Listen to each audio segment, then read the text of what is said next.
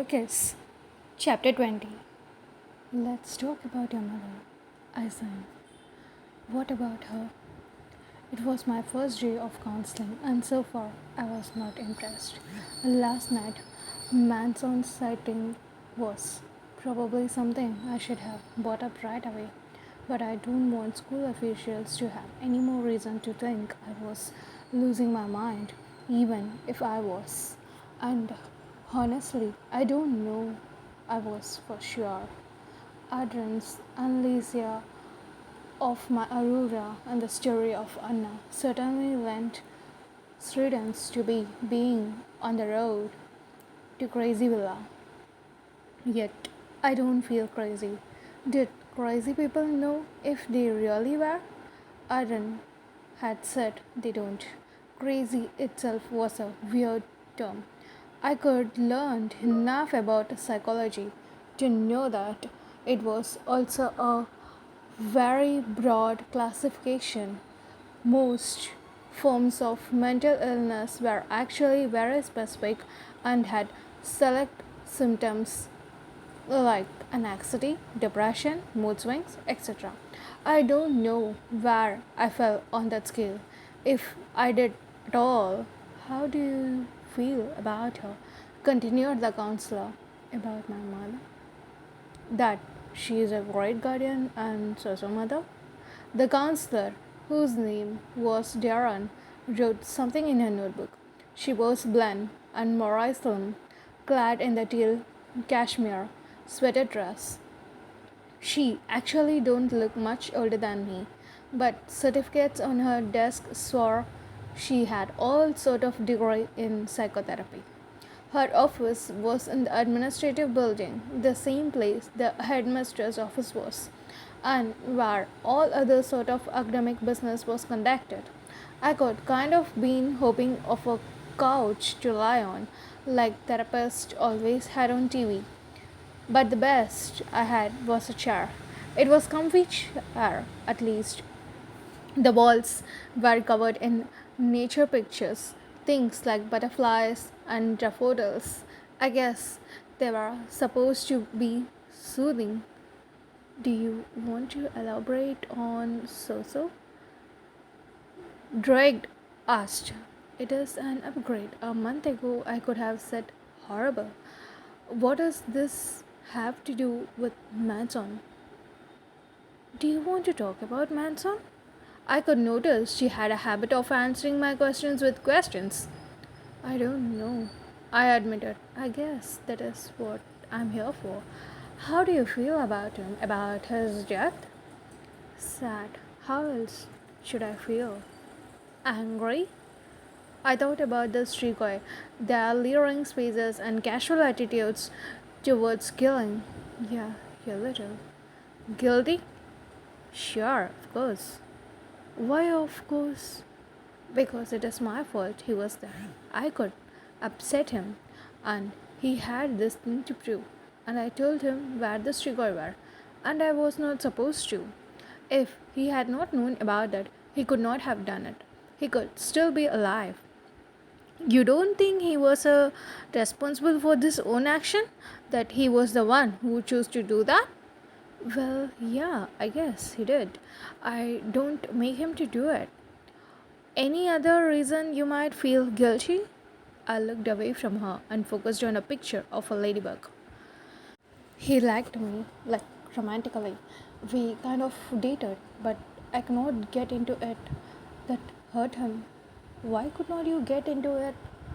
I don't know. I said. The image of his body lying on the floor flashed into my mind and I shoved it away. No way could I cry in front of Jordi. That is the thing I should have. He was nice, he was funny. We got along really well, but it just don't feel right, even kissing or anything like that. I eventually just could not do it. Do you feel like you have a problem with intimate contact? What do you? Oh no, of course not. Have you ever had sex with anyone? No. Are you saying I should have? Do you think you should have? Damn, I thought I had her. I could thought for sure she could not have a question for that. Manson was not the right person. Is there someone else? Someone you think might be the right person? I hesitated. I got lost track of how this related to me seeing ghosts. According to some paperwork I signed, everything we said in here was confidential.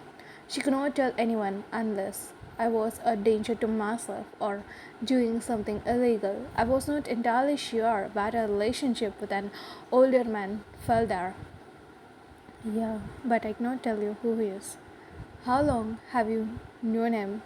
Almost 6 months. Do you feel close? Yeah, sure, but we are not. How exactly did you describe this? We are not actually really involved. He is kind of unavailable.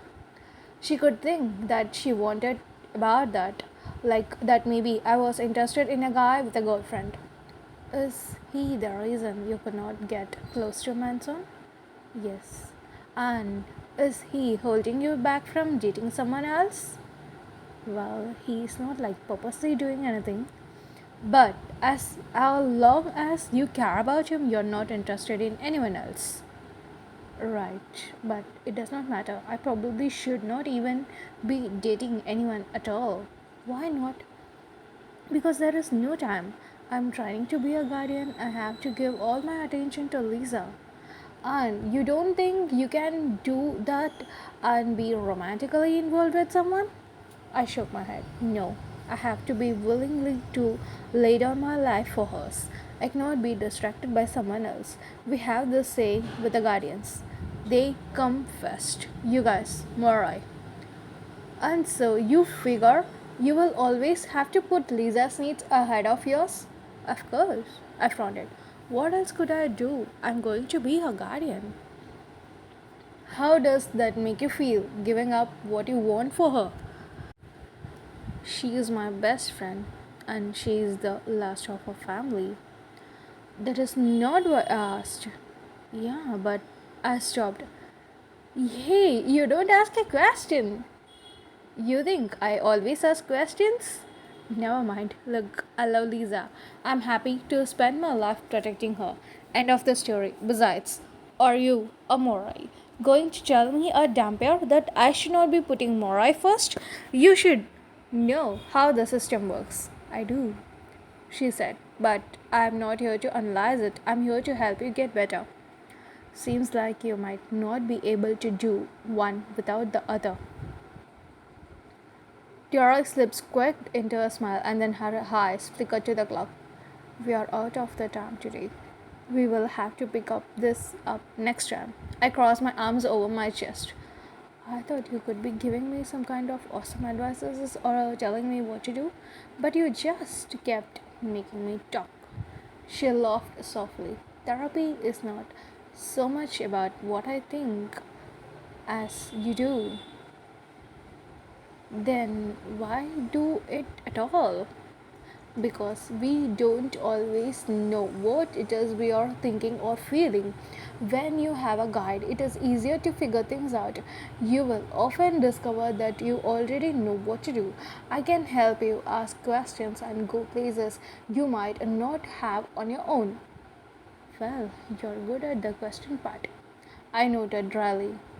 While I don't have any awesome advices, I do have some things I want you to think about for when we talk again. She glanced down at her notepad and tapped it with her pencil while she thought. First, I want you to think again about what I asked about Lisa. How you feel about dedicating your life to her. I already told you. I know. Just think about it some more. If your answer is the same, that is fine.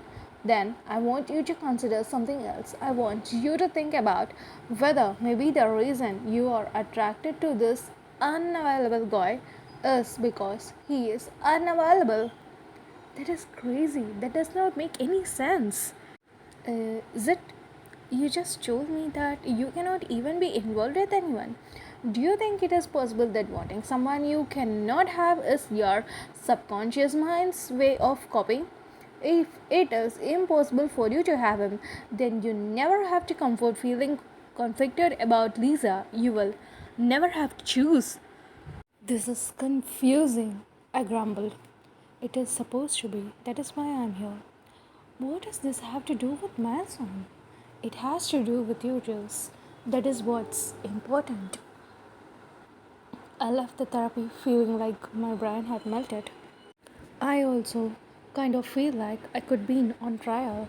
If there did have been that to grill Victor, they probably could have finished up in half of the time. I also thought Dad had totally been going in the wrong direction. Of course, I don't resent Lisa, and that thought that I could fallen for Drummond because I could not have him was ridiculous. I could never even thought of the conflict with guiding until he could mention it. I had fallen for him because he was Drummond, because he was sweet, strong, funny, fierce, and gorgeous, because he understood me. And yet, as I walked back to the comments, I found her question spinning around in my brain. I might not have been thinking about our relationship distracting us in our guard duties, but I could recently known from the start that his age and job were huge barriers. Could that have been really played a part? Had some pieces of me know me, could never really have anything, thus allowing me to always stay dedicated to Lisa? No, I decided firmly. That was ridiculous. Dara might be good at asking questions, but she was clearly asking the wrong ones. Rose. I looked to my side, but right, and saw Aaron cutting across the lawn towards me, obviously, to the slush effects of his designer shoes. Did you just call me Rose? I asked, and not a little dampier. I don't think that has ever happened. It happens all the time. He countered, catching up to me.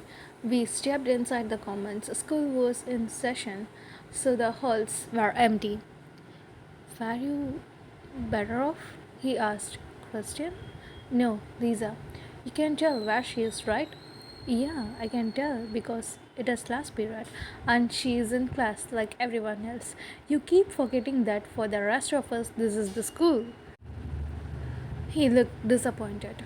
I found more case files I wanted to talk to her about, more super compulsion stuff.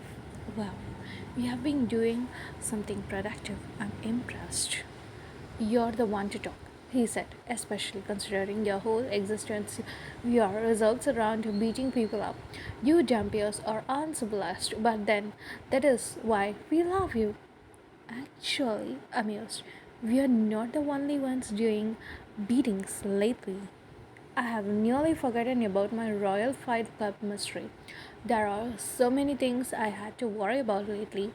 It was like trying to hold water in my hands. It was a long shot, but had to ask him, does the word man mean anything to you? He leaned against the wall and reached his cigarettes. Sure. You're inside the school. I won't. What? Oh, right. With a sign, he put the pack back in the coat. Don't of you study Romanian here? It means hand. I study English here. Hand. That does not make any sense. Why the interest in translation? I don't know. I think I got it wrong. I thought it had some connection to these things that has been going on with these royals. Recognition flashed in his eyes. Oh Lord, not that. Are they really doing it here too? Doing what? The man? The hand. It is this stupid secret society that pops up at school. We had a chapter of it back at Alder. It is mostly a bunch of royals getting together and having secret meetings to talk about how much better they are than everyone else. That's it then, I said. The pieces clicked together. That is Jess and Ralph's little group. The one they try to get Christian to join. That is what this man is. Him? Adrian laughed. They must have been desperate, and I don't mean that as a slam against Christian. He is just not really the type to get into the kind of thing. Yeah, well, he turned them down pretty hard. That is the point of this secret society exactly. He searched. The same as any other. It is a way to make people feel better about themselves. Everyone likes feeling special. Being part of the elite group is a way to do that. But you're not part of it? No need. I already know I'm special. Jess and Ralph made it sound like royals had to stick together because of all the controversies that are going on about fighting and guardians and all that. They made it sound like they could do something about it. Not at this age, said Adrian. Most of all they can do is talk. When they get older, man, members sometimes cut deals for each other and still have secret meetings. That is then they are just hanging out and talking to hear themselves talk. He turned contemplative. Well, yes, of course, they are doing a lot of that. But I mean, whenever these little chapters form, there is usually something specific they want to do in secret. Each group kind of different that way. So this one probably got some plan or scheme or whatever. Your plan or scheme? I don't like the sound of that, especially with Jess and Rolf. You know, a lot of for someone who was not in it. My dad was. He never talks much about it, hence the cigarette part, but I picked up things. And then I heard about it while I was at school. I leaned against the wall. The clock across the hall told me classes were almost over. Did you hear anything about them beating up people? There are at least four more I know of who were attacked, and they won't talk about it. Who? Like non royals? No, other royals. That does not make any sense. The whole point of it is for allied royals to band together to protect themselves from change. Unless perhaps they are going after royals who refuses or supporting non-royals. Maybe, but one of them was Jess' brother, and Jess seems to be a founding member. Seems like he could have to make the cut, and they don't do anything when Christian refused. Adrian spread his hand wide. Even I don't know anything, and like I said, this one has probably got its own little agenda. They're keeping hidden. I signed in frustration, and he gave me a curious look. Why do you care so much? Because it is not right. The people I saw were in bad shape. If some groups going around and ganging up on victims, they need to be stopped. Adrian laughed and played with a strand of my hair. You cannot save everyone, though God knows you try. I just want to do what is right. I remembered Drummond's comment about Weston and could not help a small smile. I need to bring justice where it is needed. The crazy thing, little Dampier, is that you mean that. I can tell by your aurora. What? Are you saying it is not black anymore? No, still dark, definitely. But it's got a little light in it. Streaks of gold, like sunlight. Maybe your theory about me catching it from Lisa is wrong then. I could been trying very hard not to think about last night when I had learned about Anna. Mentioning it now stirred up all those fears all over again. Instantly suicide. Depends, he said. When was the last time you saw her? I gave him a light punch. You have no clue, do you? You making this up as you go along. He got my wrist and pulled me closer. This is not the way you normally operate. I grunted in spite of myself. The close to him, I could appreciate just how lovely the green of his eyes was. In fact, despite continually making fun of him, I could not deny that the rest of him was pretty good looking too. His fingers were warm, on my wrist, and there was something kind of sexy about the way he held it. Thinking about back to Janet's words, I tried to assess how it all made me feel. The Queen's warning aside, Adrian was a guy who was technically available. Was I attracted to him? Did I get a thrill out of this? The answer, no, not in the same way I did with Dermot. Aaron was sexy in his way, but he don't drive me wild the way Dermot did. Was it because Adrian was so readily available? Was Derek right about me purposely wanting relationships that were impossible? He said, interrupting my thoughts. Under any other circumstance, this could be hot. Instead, you are looking at me like I'm some kind of science fair project. That was exactly how I was treating this, actually. Why don't you ever use compulsion on me? I asked. And I don't mean just to stop me from getting in fights. Because half of the fun of you is that you're so difficult. A new idea occurred to me. Do it. Do what? Use compulsion on me. What? It was another of those rare shocked Adrian moments. Use compulsion to make me want to kiss you. Except you have to promise not to actually kiss me. That is pretty weird. And when I say something weird, you know it is serious. Please. He signed and then focused his eyes right on me. It was like drawing in sea of grace. There was nothing in the world except for those eyes. I want to kiss you, Rose, he said softly, and I want you to want me too. Every aspect of his body, his lips, his hands, his scent suddenly overpowered me. I felt warm all over. I want him to kiss me with every ounce of my being. There was nothing in life I wanted more than that kiss. I tilted my face up towards his and he leaned down. I could practically taste his lips. Do you want to? He asked, voice still like velvet. Do you want to kiss me? Did I ever? Everything around me had blurred. Only his lips were in focus. Yes, I said. His face moved closer, his mouth only a breath away from mine. We were so close, and then he stopped. We are done, he said, stepping back. I snapped out of it instantly. The dreamy haze was gone, as was the yawning in my body. But I could discover something. Under compulsion, I had definitely wanted him to kiss me.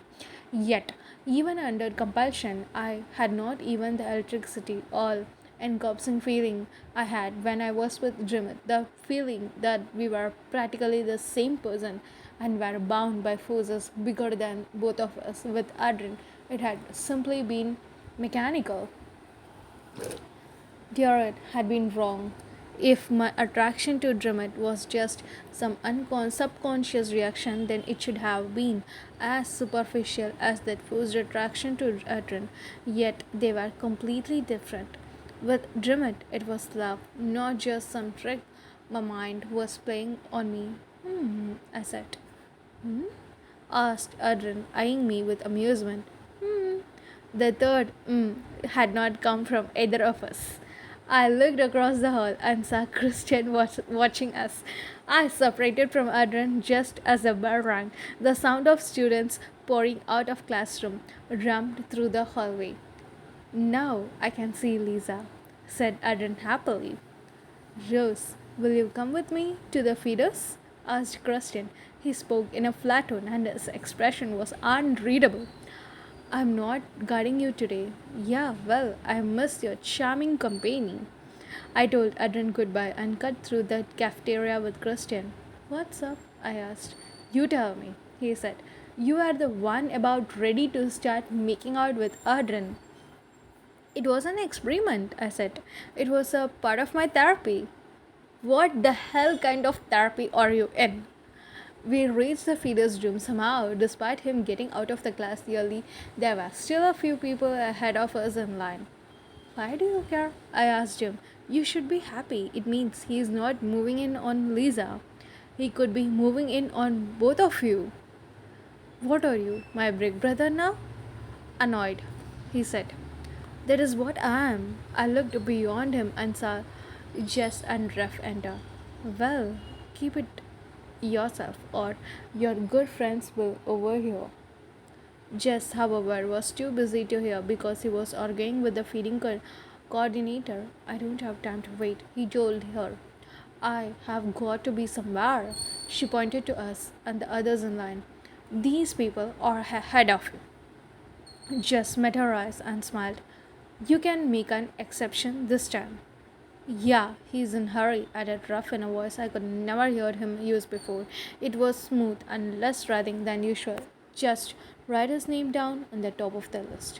The cardboard looked like she was going to tell them off, but then a funny, distracted look came over her face. She glanced at her clipboard and wrote something. A few seconds after, she looked away. Her head jerked up again, eyes shut once more. She frowned. What was I doing? You are signing me up, said Jess. He pointed to the boat. See? She looked down, started. Why is your name first? Don't you just get here? We were here earlier and checked in. You told us it was okay. She looked down again, clearly puzzled. She don't remember them coming earlier because they had not, but she apparently could not figure out why Jess' name was at the top now. A moment later, she searched and must have decided it was not worth overthinking. Stand with the others, and I will call you next. As soon as Jess and Ruff came near us, I turned on them. You just used compulsion on her, I hissed. Jess looked panicked for a fraction of a second. Then his normal saver look over. Whatever, I just convinced her, that's all. What, are you going to try to tell me? Tell on me or something? Nothing to tell. Scoffed Christian. That was the worst compulsion I have ever seen. Like you have seen compulsion, said Ruff. Plenty, said Christian, from people prettier than you. Of course, maybe that is the part why yours is not a good. Rough Hobbs seemed offended at not being compelled pretty, but just nudged him and started to turn away. Forget him. He had his chance. His chance. I remembered how Brandon had attempted weak compulsion when trying to convince me his worries were nothing. Jill had said that Brit Ozera actually had convinced a teacher that his were nothing. The teacher had dropped the matter just to Jill's surprise. Brit must have used compulsion. Light bulbs went off in different parts of my brain. The connections were all around me. The problem was I could not untangle the wires quite yet. That this is all about, is not it? You stupid man. And it is need to beat up on people. It is something to do with compulsion. I don't understand how it all fit together, but the surprised look on Jeff's face told me I was onto something, even though he said, You don't know what you're talking about. I pushed forward, hoping some blind hits could make him mad and say something he was not supposed to. What's the point? Does it give you guys some kind of power trip to these little tricks? That is all they are. You seriously don't know the first thing about compulsion. I've seen compulsion that you could make you do handstands and throw yourself out a window. We are learning more than you can even imagine, said Jess. And when I found out who told, he couldn't get the chance to finish his threat because he was called over to the feeder just then. He and Raph struck away, and Kristen immediately turned to me. What is going on? What is man? I gave him a hasty grip of Arden's explanation. That is what they wanted you to join. They must secretly be practicing compassion. Arden said these groups are always royals who have some plan to change and control things in dangerous time. They must think compulsion is the answer. It is what they meant when they told us they had always to help you get what you wanted. If they know how creepy your compulsion was, they could not have asked. He scowled, not liking me reminding him of the one time he could attempt it and failed to compel someone at the Sky Lodge. So, where is the beating people up part came in? That is the mystery, I said. Christian was summoned over to feed just then, and I put my theories on hold until I could get more info and take action. I noticed which feeder we were leading to. Is that Alice again? How do you always get her? Do you request her? No, but I think some people specifically unrequest her. Alice was happy to see us, as always. Bruce, are you still keeping us safe? I will, if they will let me. I told her. Don't be too hasty, she warned. Conserve your strength. If you're too eager to fight the undead, you may find yourself joining them. Then you could never see us again, and we could be very sad. Yes, said Christian. I could cry into my pillow every night. I resisted the urge to kick him. Well, I could not visit if I was Strigoi. Yeah, but hopefully I could just die a normal death. Then I could come see you as a ghost. How sad. I thought that I was now making jokes about the very thing that was freaking me out lately. Alice found no amusement in it whatsoever. She shook her head. No, you could not. The wards could keep you out. The wards only keep Strigoi out, I reminded her gently. A different look replaced her scattered one. The wards keep anything that is not alive out, dead or undead. Now you have done it, said Christian. The ward don't keep ghosters out, I said. I have seen them. Considering Ali's own instability, I don't mind discussing mine with her. In fact, it was kind of refreshing to talk about this stuff with someone who could not judge me. Indeed, he treated this as perfectly normal conversation. If you have seen ghosts, then we are not safe anymore. I told you last time the security is too good. Maybe someone made a mistake. She argued, sounding remarkably coherent. Maybe someone missed something. Words are made of magic. Magic is alive. Ghosts cannot cross them for the same reason as Strigoi. They are not alive. If you saw a ghost, the words are failed. She paused. Or you're crazy. Christian laughed out loud. There you go, Rose. Straight from the source. I shot him a glare. He smiled at Alice. In Rose's defense, though, I think she is right about the wards. The school checks them all the time. The only place guards better than here is the Royal Court, and both places are overflowing with guardians. Stop being so paranoid. He fed, and I glanced away. I should have known better than to listen to Alice. She was hardly a respectable source of information, even if she could been around for a while, and yet her weird logic did make sense. If wards get Strigoi out, why not ghosts? True, Strigoi were the dead who had come back to walk the earth. But her point was sound. All of them were dead. But Christian and I were right too. The wards around the school were solid. It took a lot of power to lay wards. Not every Morai home could have them, but places like schools and the royal court and had their maintained dignity. The royal court. I had no ghostly encounters whatsoever while we were there, yet there had been incredibly stressful. If my sighting were stress induced, could not the court and the encounters with Victor and the Queen have been provided great opportunity for them to occur? The fact that I could see nothing seems to negate the PTSD theory. I had not seen ghosts until we landed in the Matran airport, which don't have wards. I nearly gasped. The court had strong wards. I could see no ghost. The airport, which was part of the human world, has no guards. I could be bombarded with ghosts there. I could also see flashes of them on the plane, which was unaware when we were in the air. I looked over to Alice and Christian. They were just about finished. Could she be right? Did wards keep out ghosts? And if so, what was going on with the school? If the wards were intact, I should be seeing nothing, just like at court. If the wards were broken, I should have been overrun, just like at the airport. Instead, the academic was somewhere in the middle. I had sightseeing only occasionally. It don't make sense. The only thing I know for sure was that if something was wrong with the school's wards, then I was not the only one in danger.